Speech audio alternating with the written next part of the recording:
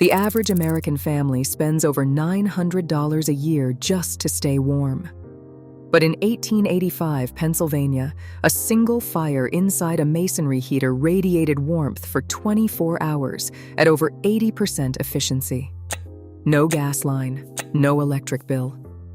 This wasn't primitive survival.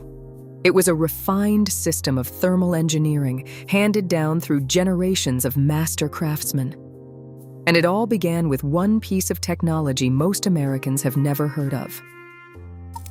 Inside the walls of a true masonry heater, every detail is purposeful. Master masons, known as Hafner, shaped fire brick cores with a precision that turned raw flame into a controlled powerhouse. The process began with a dense firebox, built from bricks mixed with local clay and sand, able to withstand combustion temperatures that soared to 1,800 degrees Fahrenheit. But the magic happened in the labyrinth hidden behind the glazed tile surface. Hot gases, born from a single rapid fire, were forced to snake through a maze of channels at least 12 feet long. This journey slowed the escape of heat, allowing the bricks and tiles to soak up thermal energy instead of letting it vanish up the chimney. The outer layer, often a hand-glazed tile, did more than add beauty. Its high emissivity meant it radiated warmth evenly for hours after the fire had died. Unlike an open fireplace, which loses most of its energy in minutes, a well-built Kachelofen released steady heat for 12 to 24 hours, enough to carry a family through the coldest night on a single firing. Efficiency routinely surpassed 80%, a figure modern HVAC systems often struggle to match. The payoff was both immediate and enduring. One evening's fire would leave the core glowing gently until the next day, with surface tiles warm to the touch long after embers faded. In the hands of skilled masons, these stoves became more than sources of heat.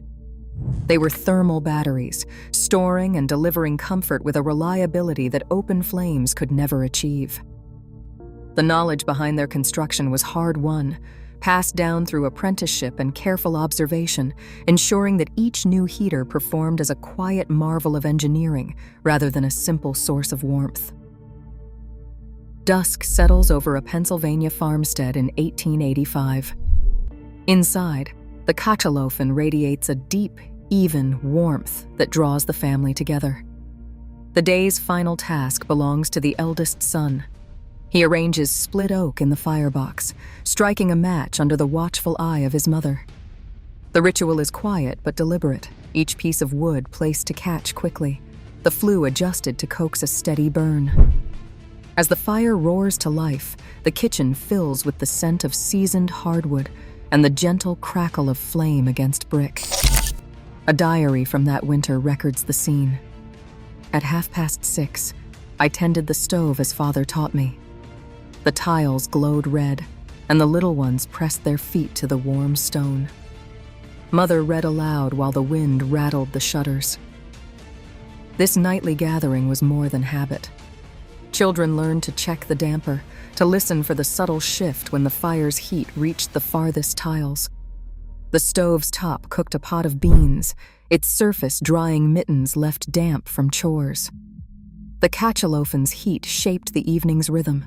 Stories shared, mending done, letters written by the glow. After the fire's peak, a final inspection ensured the damper was set and no embers threatened the night. The knowledge behind these routines did not come from manuals, but from memory and observation, passed quietly from one generation to the next. In these small acts, warmth was crafted as much by the hands tending the stove as by the bricks themselves. Beneath the grasslands of Nebraska and the wind-scoured prairies of the Dakotas, families once shaped the earth itself into their most reliable shelter. Dugouts, sod houses, and banked cabins turned the ground into a living heat reservoir. Builders carved shallow rooms into hillsides or pressed thick walls of sod around timber frames, then covered the roofs with a heavy layer of earth. The result was a structure that borrowed the Earth's own steady temperature, about 55 degrees Fahrenheit, no matter what storms raged outside. This wasn't guesswork. The soil's high thermal mass acted as a slow-moving battery, absorbing warmth during the day and releasing it at night. Modern building science now measures compacted earth at roughly R2.5 per inch, a value that puts it on par with some forms of insulation used today. Drainage trenches at the base of these homes kept water from seeping in, while a slight roof overhang shed rain and snow. Even with the simplest tools, families engineered their homes to hold on to every degree of warmth. A Nebraska homesteader's account from the winter of 1902 tells the story best. As a polar vortex swept across the plains, neighbors in wooden houses woke to shattered glass and frost creeping across the floor. In the dugout, the temperature inside held close to 55 degrees. The family found only a thin layer of ice at the doorway, no frost on the walls, and enough residual warmth to carry them through the coldest nights. Fuel use dropped sharply. After the initial fire to warm the earth mass, little more was needed. These homes proved that with the right knowledge, comfort could be drawn from the ground itself, free of fuel, enduring, and quietly sophisticated. In the decades before thermostats and utility bills, a handful of frontier tinkerers set their sights below the floorboards. The idea was borrowed from the Romans: channel hot air or smoke beneath a raised floor, turning the ground itself into a gentle source of radiant heat.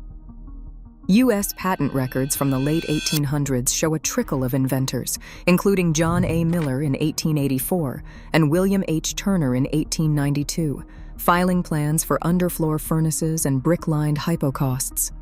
Their designs called for a firebox or coal burner feeding a maze of clay or brick channels with metal vents to carry away flue gases.